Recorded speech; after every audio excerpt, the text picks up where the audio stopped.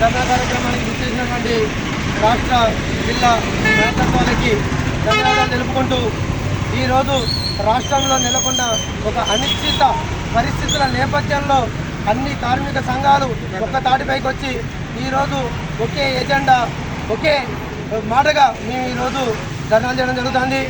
ఈ ధర్నా యొక్క ముఖ్య ఉద్దేశం కార్మిక శాఖ కార్మికుల కోసం ఉద్దేశించబడి అనేక పోరాటాలతో సాధించుకున్న శాఖ ఈరోజు కార్మికులను గాలికి వదిలేస్తూ ప్రైవేటు ఇన్సూరెన్స్ సంస్థలకు దారాదత్తం చేయడాన్ని అన్ని కార్మిక సంఘాలుగా మేము విమర్శిస్తున్నాం.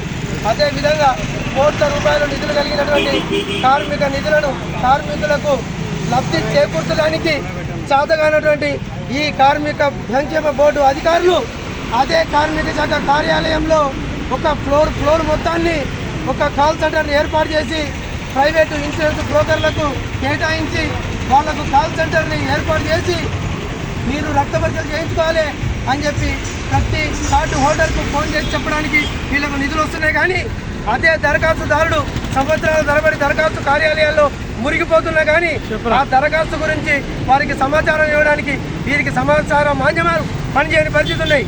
ఇటువంటి బ్రోకరేజ్ సంస్థను అధికారులు ఎంకరేజ్ చేసి గ్రామాన వాళ్ళ ఏజెంట్లను పెట్టుకొని ఈరోజు ఒక ఏ ఆధారం లేని కార్మికుని యొక్క జీవితాన్ని నడి రోడ్డు పాలు చేసినటువంటి ఈ దుష్టకరమైనటువంటి విధానాలను నిరసిస్తున్నాం.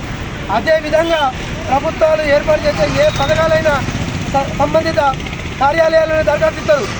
కళ్యాణ లక్ష్మి పథకం ఎంఆర్ ఆఫీస్ ఇస్తారు, రైతు బంధు పథకం అగ్రికల్చర్ ఆఫీస్ ఇస్తారు.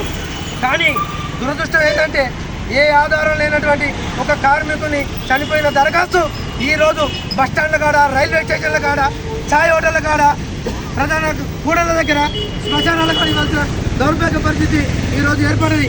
ఇటువంటి పరిస్థితులు నిలువరించి కార్మికునికి సరైన న్యాయం జరిగేంత వరకు ఉమ్మడిగా పోరాటాలు నిర్వహిస్తామని రేపు హైదరాబాద్లో జరగబోయే రాష్ట్ర ధర్నాకు అన్ని పక్షాలు భారీ ఎత్తున చేసి ఈ సమస్యలను పరిష్కరించేంత వరకు మేము పోరాటాలు చేస్తామని తెలియజేసుకుంటూ ఈ కార్యక్రమానికి ఇచ్చేసినటువంటి అత్యంత మహారాజులందరికీ ధన్యవాదాలు తెలుపుకుంటూ కార్మికులకు, కార్యకర్తలకు, అభిమానులకు, సానుభూతి పరులకు విప్లవ ధన్యవాదాలు తెలుపుకుంటూ ఈ కార్యక్రమానికి ఓట్ ఆఫ్ థ్యాంక్స్ సిఐటియు బాధ్యులు గుర్రి ఆంజనేయులు గారిని ఓట్ ఆఫ్ థ్యాంక్స్ తెలియజేసి ముందుకు కోరుతున్నాం.